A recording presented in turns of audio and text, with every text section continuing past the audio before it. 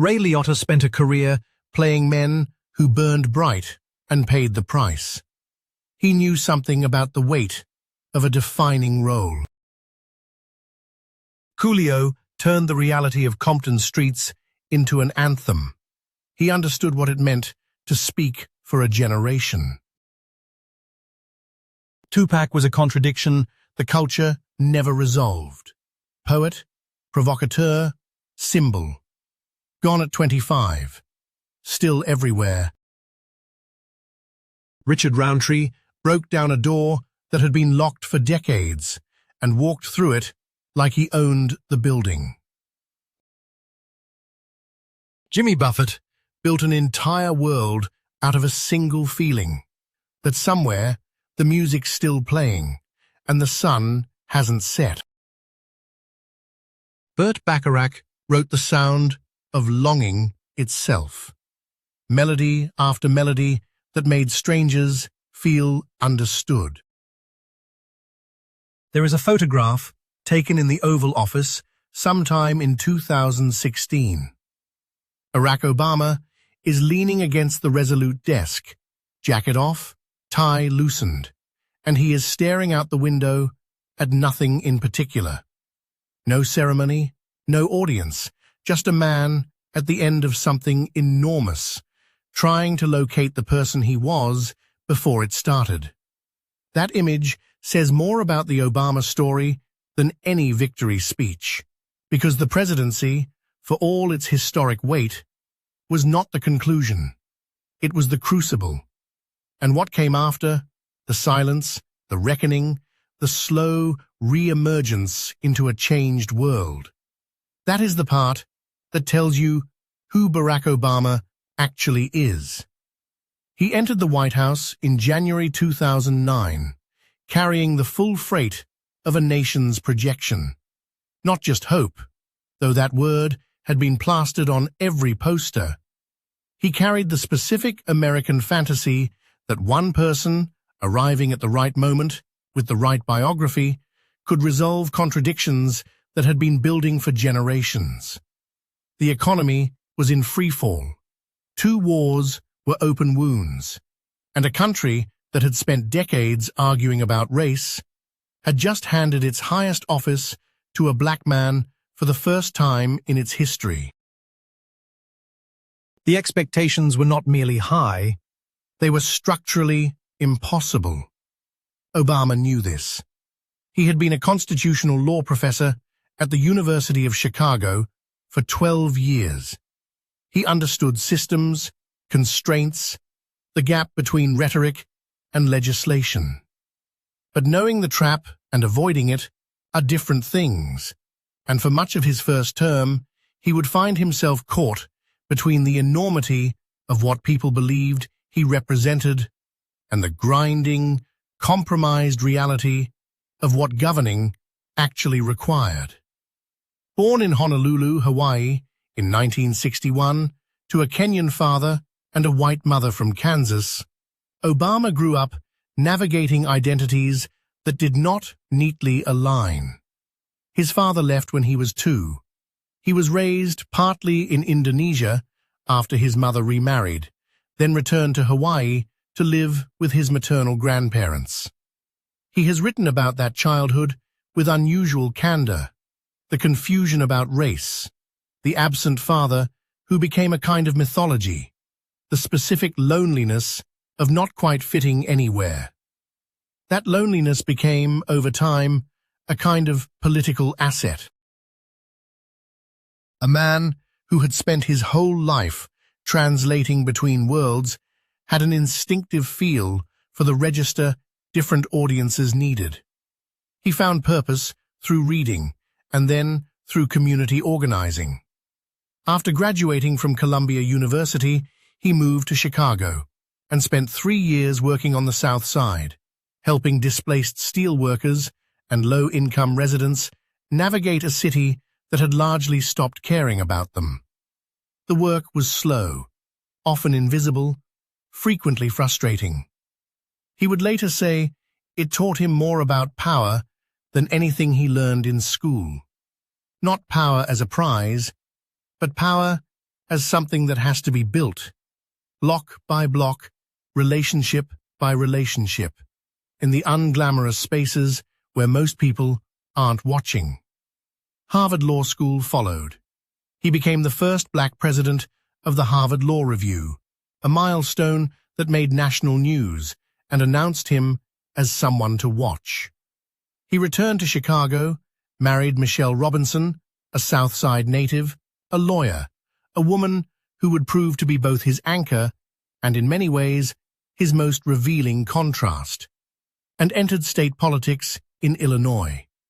His career in the state Senate was deliberate and patient. He worked across the aisle on criminal justice reform and ethics legislation, built alliances quietly, and watched. He was learning the geometry of the possible. His 2004 Democratic National Convention keynote address changed everything. That speech, the one about there being no red America and no blue America, only the United States of America, was delivered to a country desperate for someone to say it and mean it. The response was immediate and overwhelming. He had not yet been elected to the U.S. Senate, but by the time he walked off that stage, there were people who had already decided he should be president. He resisted the pressure for 2 years. Then he didn't. The 2008 campaign was unlike anything American politics had produced. He ran against Hillary Clinton in a primary that became a fault line. Generational, ideological, and bitterly personal. And he won it by out-organizing her in states she had overlooked. His campaign was a logistical masterpiece, driven by small donors, digital outreach, and a ground game that rewrote the rules. Against John McCain in the general election, he was calm, precise, and disciplined in a way that felt almost alien in the emotional wreckage of that particular autumn. When the networks called it on November 4th, 2008, people wept in the streets of cities across the world, not just in America. What followed was the education. The Affordable Care Act, the signature domestic achievement of his presidency, passed in March 2010, after a legislative battle that consumed nearly his entire first year, exhausted his political capital, and required compromises that left the left disappointed and gave the right a rallying cry that would outlast his time in office. The law extended coverage to millions of Americans who had none. It also prohibited insurance companies from denying coverage based on pre-existing conditions, a provision so popular that even those who wanted the law repealed eventually admitted they couldn't touch it. He had promised a public option. He did not deliver one. The gap between that promise and that reality was the template for how his presidency would be remembered by the people who wanted more from him. The economy stabilized. The auto industry, which the government bailed out over the objections of those who called it socialism, recovered and eventually thrived. He ordered the operation that killed Osama bin Laden in May 2011, a moment of such concentrated tension.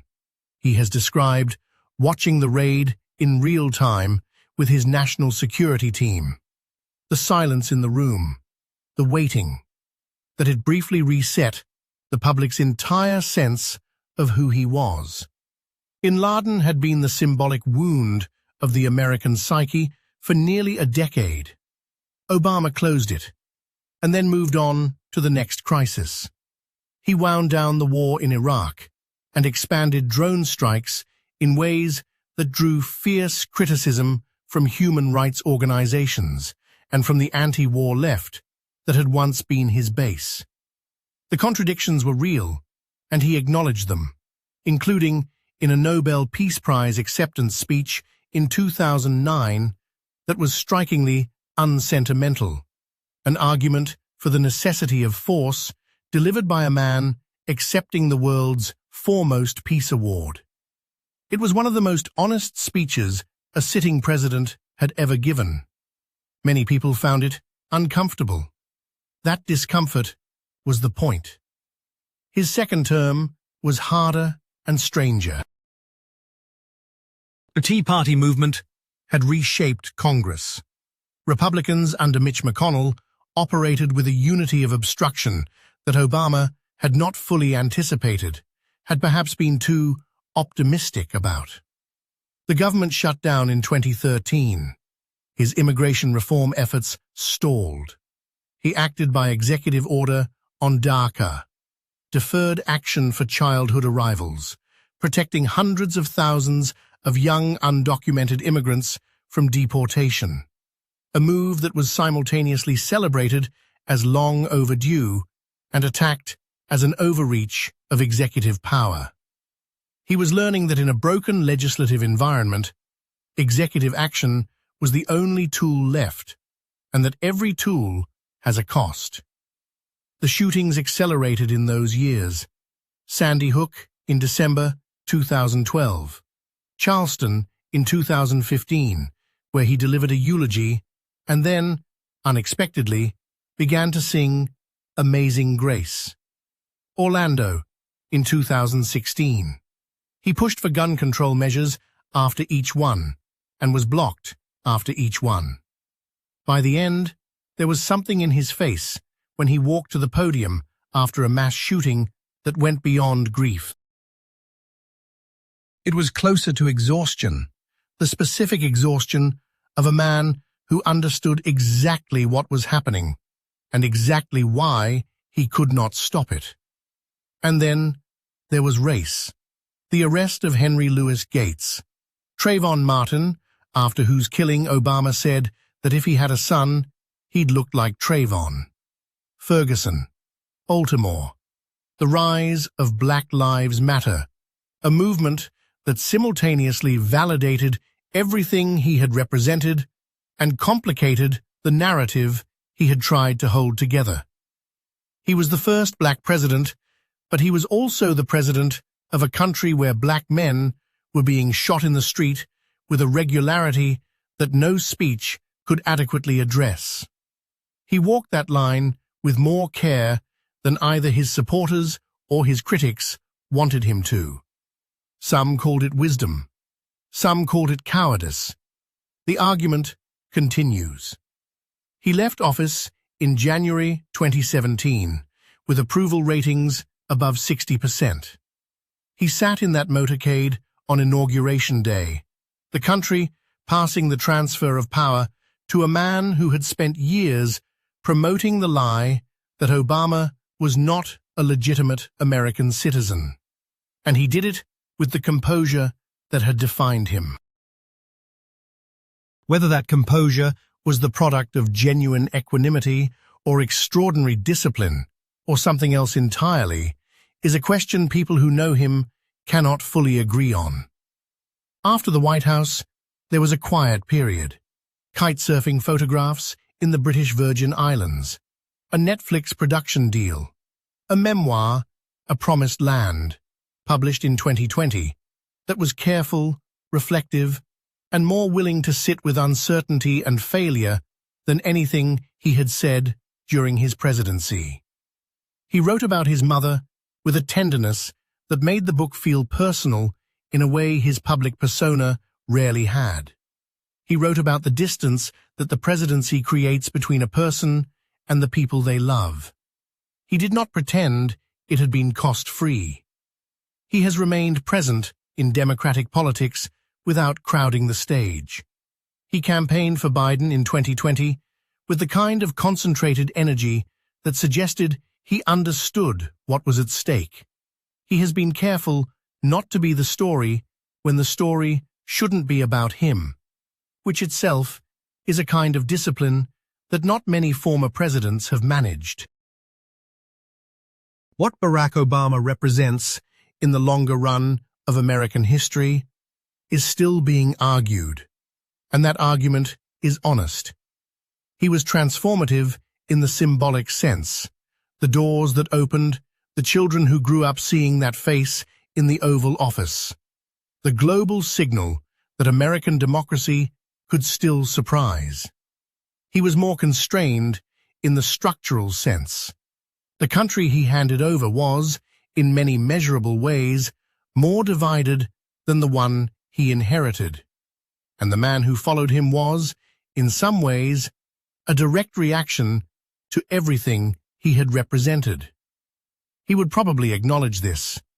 He has never been a man who flinches from complexity, at least not on paper.